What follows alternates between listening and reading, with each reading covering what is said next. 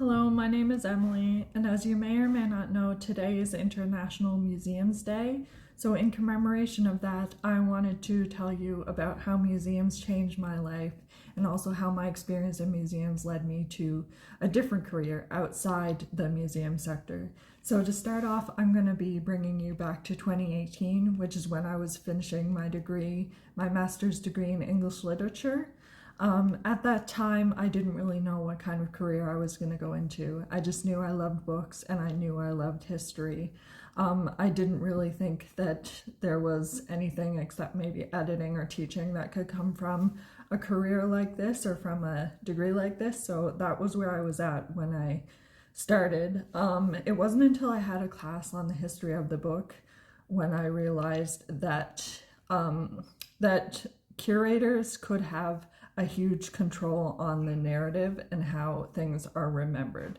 So I was doing a class that was based very heavily in the Special Collections Library, and one of those projects was to explore a book from the Special Collections. So part of that, I chose a book of Emily Carr poetry, and something I realized in studying this was that Emily Carr was a very modest person. She didn't think a lot about her talents. Specifically, she didn't think a lot about her writing talents. Obviously, we all know Emily Carr, the painter, but writing was something that she just did on her own. And the book that was in the Special Collections was a special edition project where after she passed away, these books were published in a very extravagant manner. And my argument in presenting these in a special collections lens was the idea that that you could present this in a different way, and that Emily Carr maybe wouldn't have liked the way this was presented, or maybe she wouldn't have even liked the world to see what she wrote, because again, she was a very modest person. So the idea that this collection was going to have a huge spectacle it went against the grain of everything Emily Carr stood for.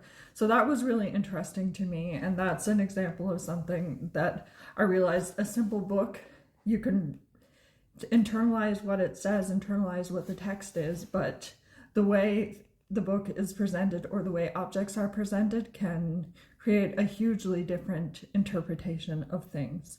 So this idea fascinated me, and that's what led me to museum studies.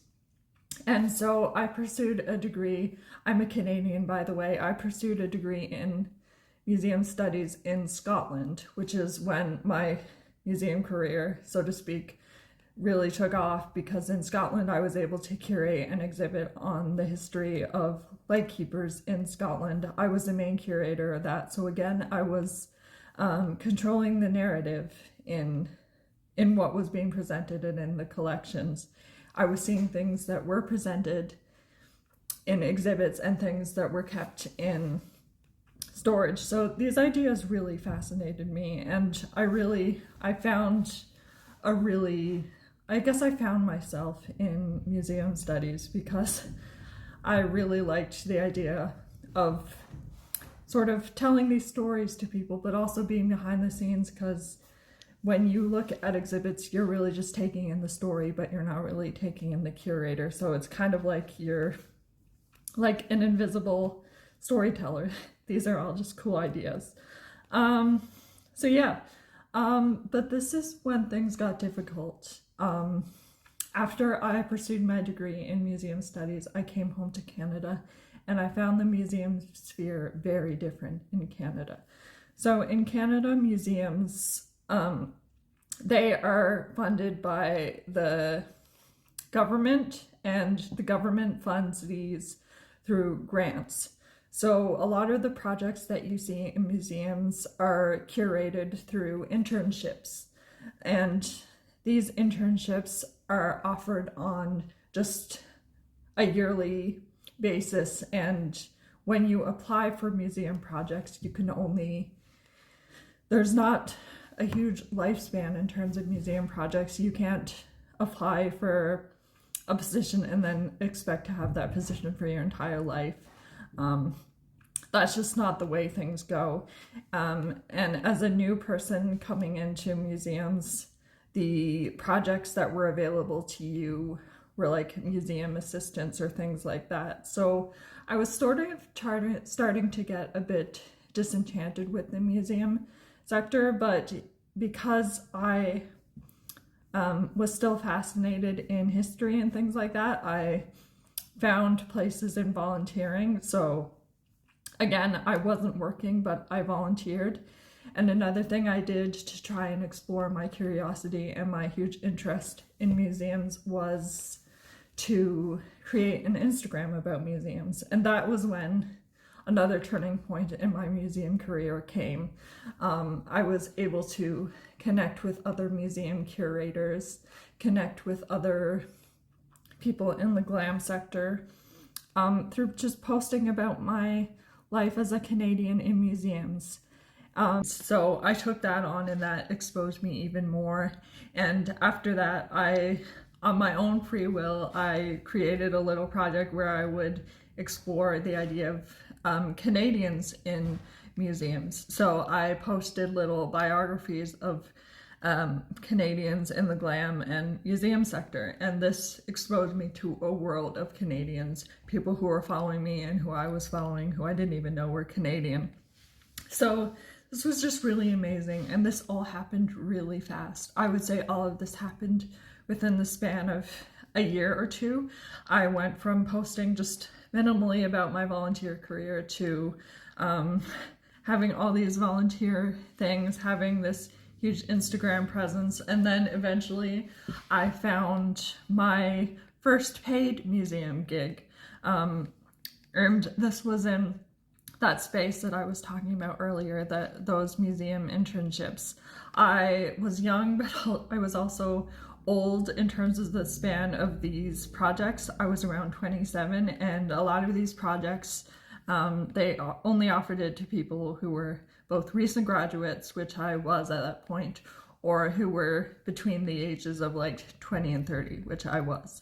So these were all great, but again, I was running out of time in terms of what I could do in museums, because like I said, there were very limited opportunities in the museum sector.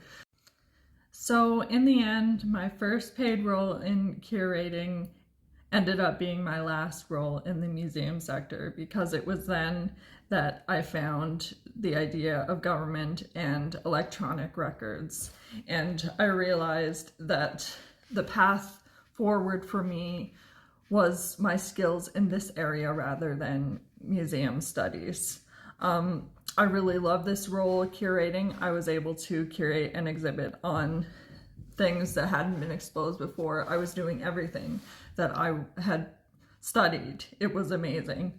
But because I had built a platform on museums, I do still, and I did feel guilt about moving away from museums. And I don't regret it at all, because I love what I do.